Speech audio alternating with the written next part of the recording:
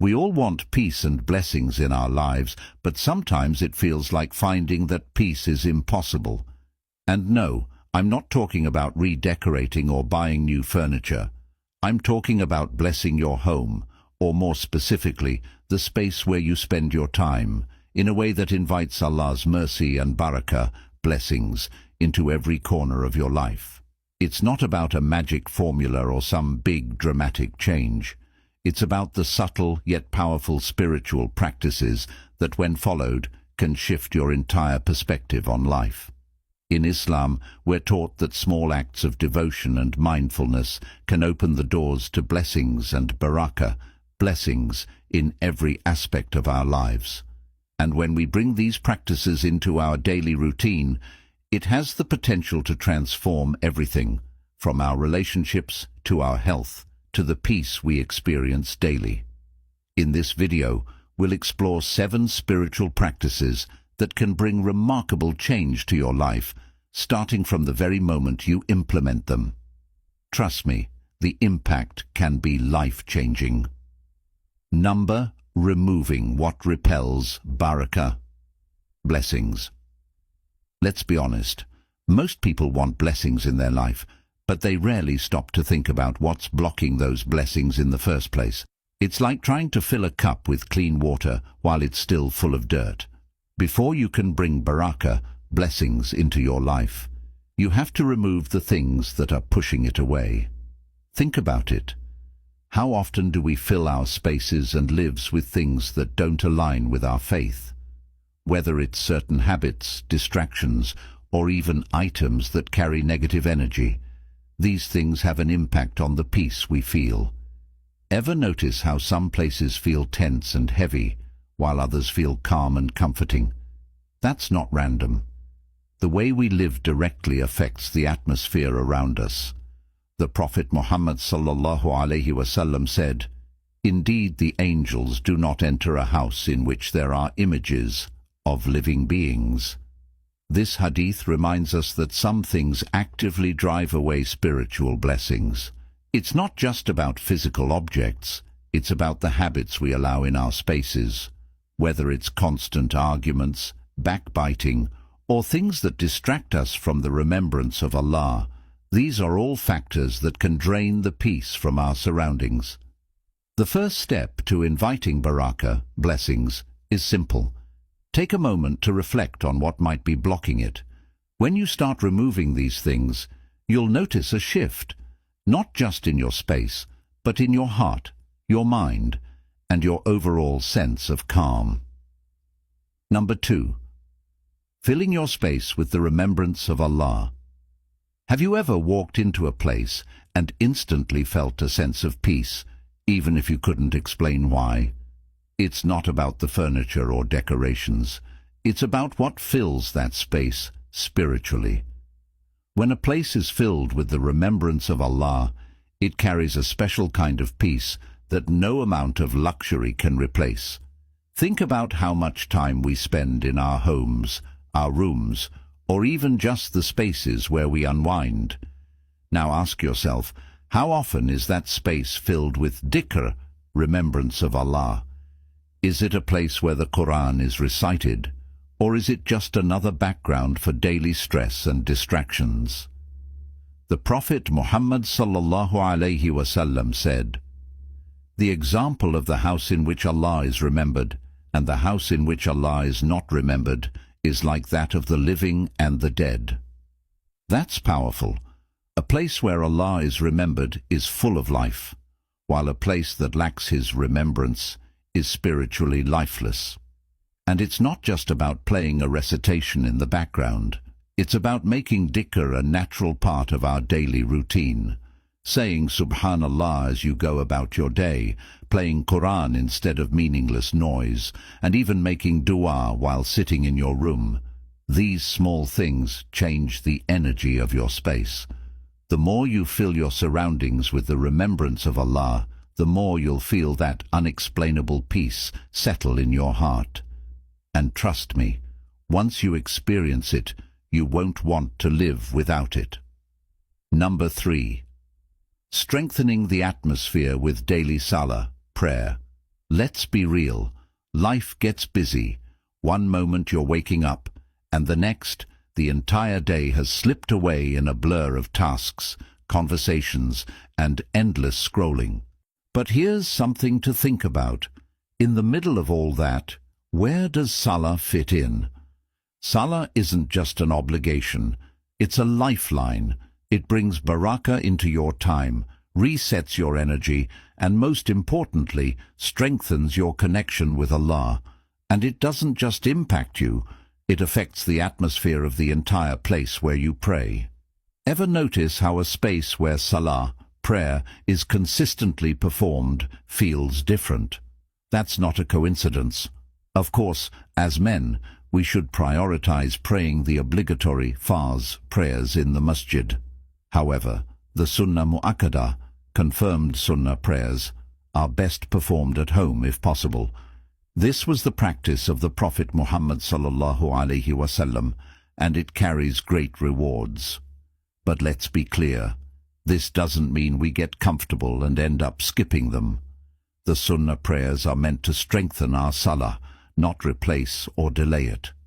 The Prophet Muhammad sallallahu alaihi wasallam said, "O people, perform your non-obligatory prayers in your houses, for the best prayer of a person is the one he performs in his house, except the compulsory congregational prayer."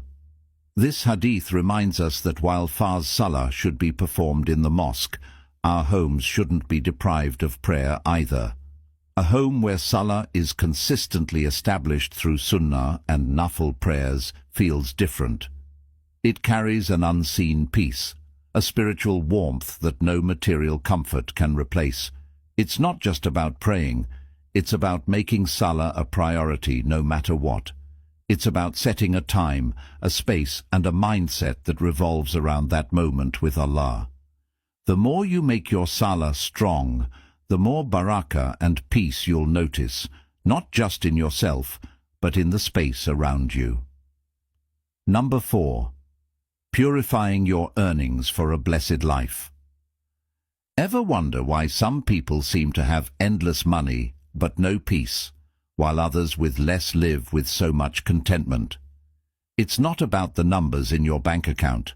It's about the barakah in what you earn and how you use it. We live in a time where making money is a priority, but how often do we stop to think about whether our earnings are truly halal? Are we cutting corners, engaging in doubtful transactions, or letting greed take over? The reality is, if our income isn't pure, no matter how much we have, it won't bring true happiness. The Prophet Muhammad sallallahu alaihi wasallam said, "Indeed, Allah is pure and accepts only what is pure."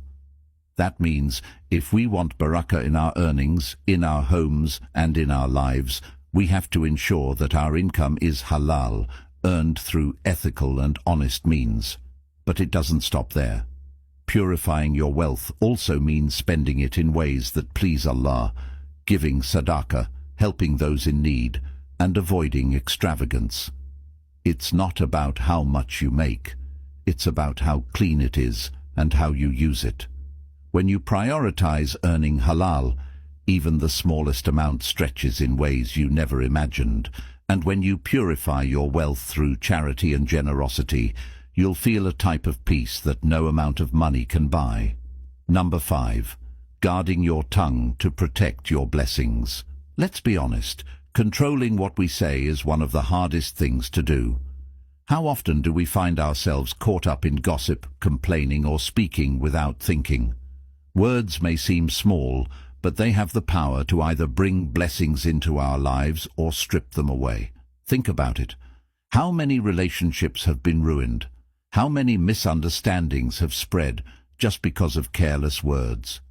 We live in a time where people say whatever comes to their minds, whether in person or online. But Islam teaches us that every word we speak carries weight.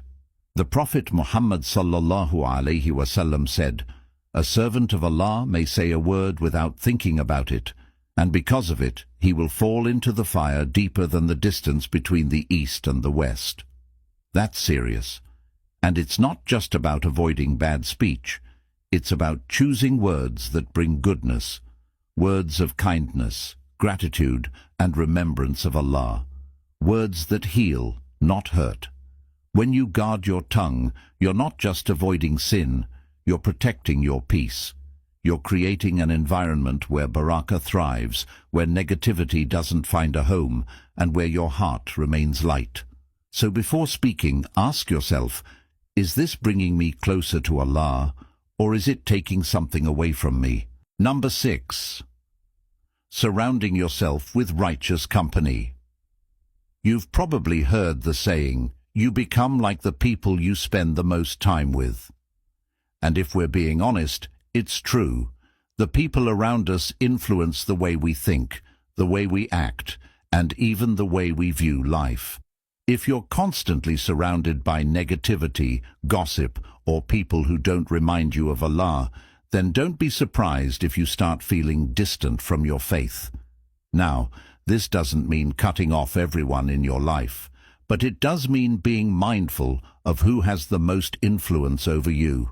If your circle pushes you toward bad habits, distractions, or wasting time, then that's a sign something needs to change. The Prophet Muhammad ﷺ said, "A person follows the religion of his close friend, so let each of you look at whom he takes as a friend." This hadith isn't just advice, it's a warning. The company you keep can either bring barakah into your life or take it away. Being around people who remind you of Allah, encourage you to do better, and push you toward goodness is a blessing many overlook. So ask yourself, do the people around me help me grow, or are they pulling me down? Because the answer to that question might explain a lot about where you are in your spiritual journey. Number 7. Strengthening your connection with the Quran. Let's be real. How often do we turn to the Quran for guidance? For many, the answer is not as often as we should. We treat it like an emergency solution, opening it only when we're struggling, rather than making it a daily part of our lives. But here's the thing. The Quran isn't just a book of words. It's the very key to unlocking peace, clarity, and barakah in your life. Think about this. We spend hours consuming content, social media, news, entertainment. But how much time do we spend consuming the words of Allah? The Quran has the power to transform not just your heart, but your entire environment. The more you engage with it, the more blessings you'll feel surrounding you. The Prophet Muhammad ﷺ said, "Indeed, the one who does not have the Quran inside him is like a ruined house." That's a powerful image.